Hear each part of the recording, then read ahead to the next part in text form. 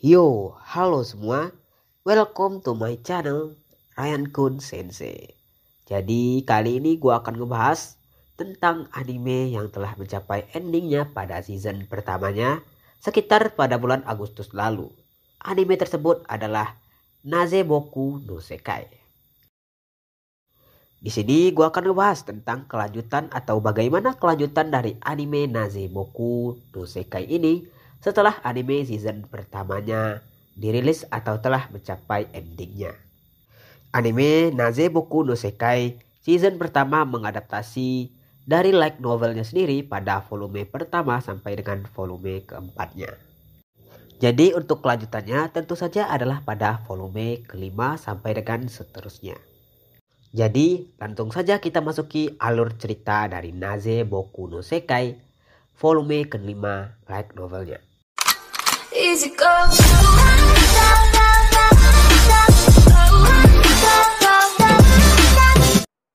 Seperti yang kalian semua tahu, pada animenya sendiri, pada ending telah dijelaskan saat itu Kai bersama dengan anggota krunya tengah berada di tempat kekuasaan para bangsa roh.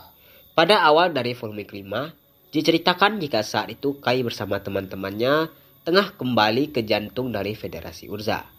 Waktu sampai di depan gerbang masuk dari Federasi Urza, ketika itu Kai memperhatikan bahwa pembangunan kota kembali telah hampir selesai. Terlihat saat itu oleh Kai bahwa jalan telah dibeton kembali dan rumah-rumah beserta gedung-gedung telah hampir selesai dibangun. Waktu itu Kai menjelaskan bahwa dirinya sangat menantikan bagaimana kota setelah renovasi atau pembangunan kembali ini selesai.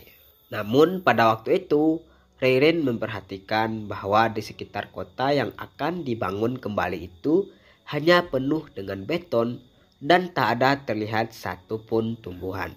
Tentu saja ketika bangsa Af melihat keadaan kota yang tidak ada satupun tumbuhan mulai menjadi risih dan mengutarakan bahwa dia sangat tidak suka pemandangan kota yang tidak ada tumbuhan hijau sama sekali.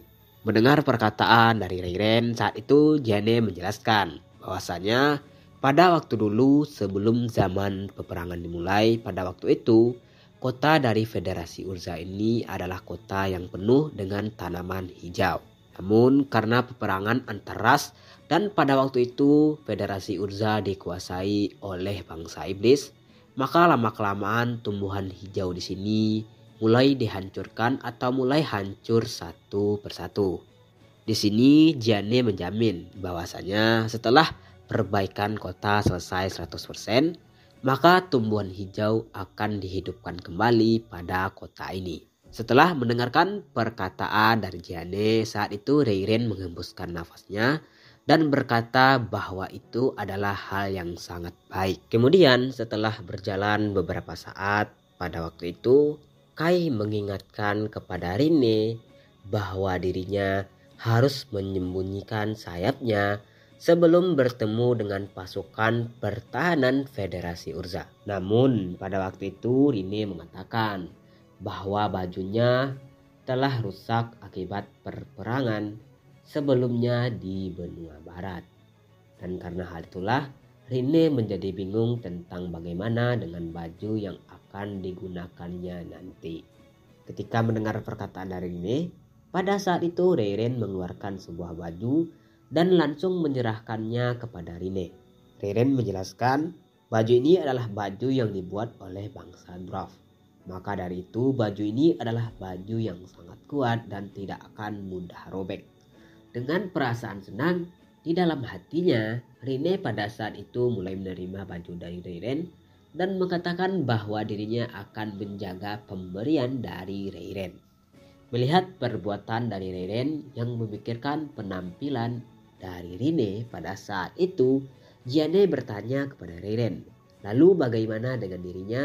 Bagaimana langkah yang akan diambil oleh Reiren untuk menyembunyikan identitasnya di hadapan para manusia? Reiren yang mendengarkan hal tersebut mengatakan bahwa dirinya hanya perlu menyembunyikan telinganya. Dengan itu juga, para manusia lain selain Jane tidak akan pernah menyadari bahwa dirinya adalah bangsa elf. Mendengar perkataan dari Reiren, Gianne mulai mengangguk dan mengatakan bahwa ini adalah saatnya untuk pergi ke pangkalan besar dari pasukan Federasi Urza. Setelah mendengarkan perkataan tersebut, saat itu juga baik dari Kai, Gianne, Rine, Valin, dan Reiren mulai berjalan untuk pergi ke tempat ibu kota atau pangkalan besar dari pasukan pertahanan Federasi Urza. Setelah beberapa saat berjalan, pada saat itu Rine beserta Kai dan seluruh anggota krunya mulai bertemu dengan pasukan yang menjaga di pintu masuk dari pangkalan besar pasukan Federasi Urza. Tentu saja melihat kedatangan dari Gianne dan seluruh teman-temannya, pada saat itu para pasukan tersebut langsung bingung dikarenakan mereka tidak mendapatkan pemberitahuan sedikit pun bahwa Gianne akan pulang atau datang pada saat ini. Pada waktu itu, Gianne yang melihat kebingungan dari anggota pasukannya mulai mengatakan bahwa dirinya telah diteleportasi secara paksa ke ibu kota dan langsung mengeluarkan rencana komandannya. Gianne menjelaskan ke pasukan pertahanannya bahwa dirinya sebelumnya memang berada di pasukan benua barat. Akan tetapi dirinya bersama dengan orang-orang yang ikut dengannya saat ini telah diteleportasi paksa ke saat ini. Setelah begitu banyak penjelasan, barulah anggota pasukan tersebut percaya dan mulai hormat ke Gianne yang sebagai komandan mereka. Mereka mengatakan bahwa dirinya tidak tahu tentang kedatangan tiba-tiba dari Gianne. Kemudian pada saat itu Rine melihat ke arah Reiren dan mengatakan bahwa dirinya harus hati-hati dengan semua anggota pasukan agar identitasnya sebagai elf tidak ketahuan sama sekali. Kemudian pada waktu itu scan akan dialihkan pada saat dimana Gianne, Valin, Rine, Kai, dan Reiren tengah ada di ruang pemantauan dari markas besar. Pada saat itu Gianne mendapatkan sebuah berita darurat dari benua barat, tempat dimana dirinya sebelumnya berada, dan di situ mengatakan bahwa mereka tengah diserang. Pada saat itu yang tengah bertindak sebagai penyampai berita adalah Komandan Balmung. Ketika itu dirinya mengatakan bahwa ia sangat terkejut jika Gianne bersama dengan teman-temannya telah berada di ibu kota Federasi Urza. Saat itu Gianne menjelaskan bahwa dirinya tengah diteleportasi paksa sebelumnya sehingga dirinya tidak ada lagi di benua barat saat ini. Pada saat itu Komandan Balmung mengatakan bahwa dirinya sangat bersyukur bahwa Gianne telah selamat bersama dengan teman-temannya. Akan tetapi, Komandan Balmung mengatakan bahwa mereka membutuhkan bantuan saat ini lantaran mereka tengah diserang secara ugal-ugalan. Komandan Balmung kembali menjelaskan bahwa yang menyerang mereka saat ini adalah pasukan monster dari ras binatang mistis. Alasan kenapa ras binatang mistis menyerang mereka adalah karena saat ini mereka tengah bersama dengan pahlawannya, yaitu Radei dari pasukan ras binatang mistis yang merupakan seorang pahlawan terkenal dari rasnya. Menjawab pertanyaan atau perkataan dari Komandan Balmung, pada saat itu Gianne menjanjikan bahwa mereka akan datang dalam jangka waktu 8 hari lagi dan berpesan kepada seluruh pasukan dari Komandan Balmung untuk bertahan sampai saat itu. Salah seorang prajurit dari perwakilan Komandan Balmung mengambil mikrofon dan mengatakan kepada Gianne apakah Gianne benar-benar akan sampai pada saat itu. Gianne dengan ekspresi serius mengatakan bahwa dirinya akan benar-benar sampai pada waktu 8 hari itu. Setelah mengatakan hal tersebut, panggilan dari benua barat langsung berakhir. Dan pada waktu itu Gianne langsung meminta izin kepada Kai dan seluruh teman-temannya bahwa dia akan merapat dengan seluruh anggotanya untuk membicarakan tentang keberangkatan pasukannya nanti. Kemudian pada saat itu juga baik dari Kai, Reiren, dan Rine meminta izin juga untuk pergi ke kamar mereka untuk beristirahat sebentar. Kemudian scan akan dialihkan pada waktu pagi harinya di mana Kai baru bangun tidur. Saat itu terlihat di wajah Kai bahwa dirinya sangat kurang tidur. Ternyata pada saat itu yang tidur di atas ranjang Kai adalah Rine dan Kai tidak tidur sama sekali. Setelah Kai, Reiren, dan Rine bangun dari tidurnya, mereka kemudian bertemu dengan Gianne yang pada saat itu Jiane tengah memperkenalkan seorang komandan kepada mereka. Jiane menjelaskan bahwa komandan yang berada di sampingnya ini adalah Komandan Gregor, yang merupakan komandan yang lebih berpengalaman membawa pasukan daripada dirinya. Jiane kembali menjelaskan bahwa setelah rapat dengan para pemimpin yang telah tua pada saat itu, Jiane mengambil kesimpulan bahwa dalam jangka waktu 3 hari lagi pasukannya dan beserta teman-temannya harus segera berangkat ke benua barat untuk membantu anggota pasukan Komandan Balmo. Lalu ketika menjelaskan hal tersebut, dari belakang Jiane datanglah 2 orang prajurit yang membawa laporan darurat dengan seorang gadis. Saat itu 2 orang prajurit tersebut mengatakan bahwa kota dari New Portland tengah diserang oleh bangsa iblis dan mereka tengah menyelamatkan seorang gadis berambut hitam yang tengah dibawa mereka saat ini. Mendengarkan berita bahwa New Portland tengah diserang, tentu saja baik dari Jiane, Kai maupun yang lainnya terkejut karena tak bisa membayangkan bangsa iblis telah melanggar fakta perjanjian mereka sebelumnya. Pada waktu itu Kai tengah berpikir apakah benar kota New Portland tengah diserang saat ini. Menurut Kai, itu adalah hal yang sangat tidak mungkin menimbang dari jauhnya kota New Portland ke ibu kota dari Federasi Urza ini. Pada saat itu juga 2 orang prajurit yang datang tadi langsung mendesak Jiane untuk segera merawat gadis yang tengah mereka bawa saat ini. Melihat 2 orang prajurit tadi yang tengah mendesak, pada saat itu Kai langsung melarang mereka dan mengatakan bahwa dirinya tidak akan membiarkan gadis berambut hitam tersebut dirawat. Kemudian pada waktu itu Kai langsung mengacungkan pedangnya ke arah gadis berambut hitam yang tengah dipapah oleh 2 orang prajurit tadi. Pada waktu itu Kai menjelaskan dengan ekspresi yang sangat serius jika wanita yang tengah dibawa oleh 2 orang prajurit ini bukanlah seorang manusia.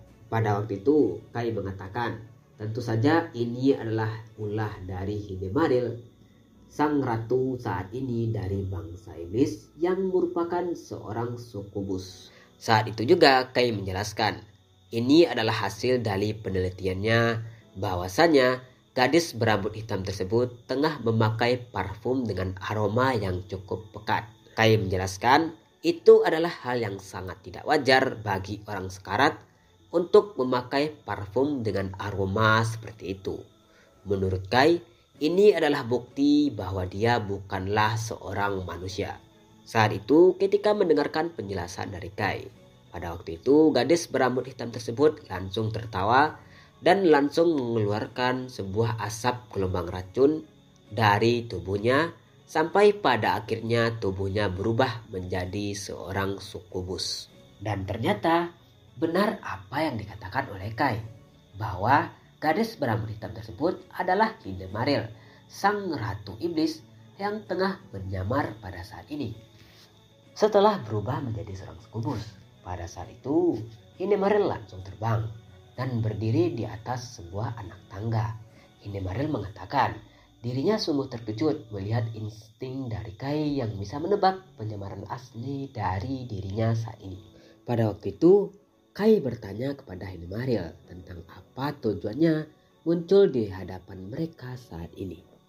Saat itu juga Hinemaril menjelaskan bahwa alasan kenapa dirinya menyamar pada saat ini adalah untuk memberikan kejutan kepada Kai, Jiane, dan seluruh anggota yang ada di sini. Ketika mendengarkan perkataan dari Hinemaril, Jiane pada saat itu bertanya tentang apakah benar ras iblis ingin membantu dalam penaklukan ras binatang mistis. Namun ketika mendengarkan perkataan dari Jiane, saat itu Hinemaril berkata bahwa dirinya hanya ingin membantu saja untuk mengalahkan ras binatang mistis. Setelah berkata seperti itu, Hinemaril bertanya kepada Jiane tentang kapan mereka akan berangkat ke benua barat. Jiane berkata itu kemungkinan akan terjadi beberapa hari lagi. Setelah mendengarkan perkataan dari Jiane, saat itu juga Hinemaril langsung menghilang dan pergi dari hadapan Kai, Jiane, dan seluruh orang yang ada di situ. Setelah kepergian dari Hinemaril, kemudian terjadi beberapa diskusi singkat antara Gianne, Kai, Valin, Reiren, dan Rine pada saat itu. Setelah diskusi beberapa saat, ketika itu datanglah seorang utusan dari pasukannya yang berkata kepada Gianne bahwa waktu rapat sebentar lagi akan dilaksanakan. Mendengarkan perkataan dari prajurit tersebut, ketika itu Gianne berkata kepada Kai dan seluruh teman-temannya bahwa dirinya akan segera pergi rapat dengan para anggota pasukannya untuk membahas rencana lanjutan sebelum pergi ke benua barat. Ketika melihat Gianne yang berjalan pergi, waktu itu Kai berkata kepada Gianne bahwa dirinya ingin meminjam sebuah mobil guna berpergian bersama dengan Reiren dan Rine. Kemudian scan akan diganti pada saat di mana Kai, Rine, dan Reiren tengah datang ke sebuah stasiun. Saat itu Kai menjelaskan bahwa ini adalah terminal stasiun utama ke-9 yang merupakan tempat terakhir yang didatangi oleh Kai sebelum peristiwa reinkarnasi dunia telah dimulai. Ketika mendengarkan perkataan dari Kai, pada saat itu Reiren berkata sebenarnya dirinya sangat tak percaya dengan fenomena reinkarnasi dunia. Itu dikarenakan karena peristiwa yang dialaminya semasa hidupnya saat ini benar-benar nyata dan bukanlah hasil dari manipulasi. Namun setelah berkata seperti itu, Reiren kembali menambahkan, jika itu adalah benar seperti yang terjadi tentang reinkarnasi dunia, maka ini adalah fenomena yang cukup luar biasa.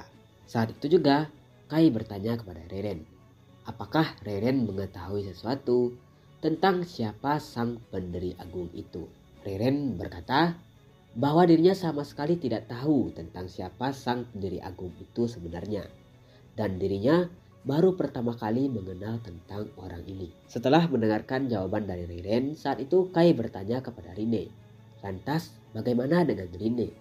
Apakah Rine mengetahui sesuatu tentang siapa sosok sang pendiri agung ini? Rine saat itu berkata, dirinya memang mengetahui tentang perang di antara 5 ras. Akan tetapi, Rine sama sekali tidak tahu tentang siapa sang pendiri agung itu.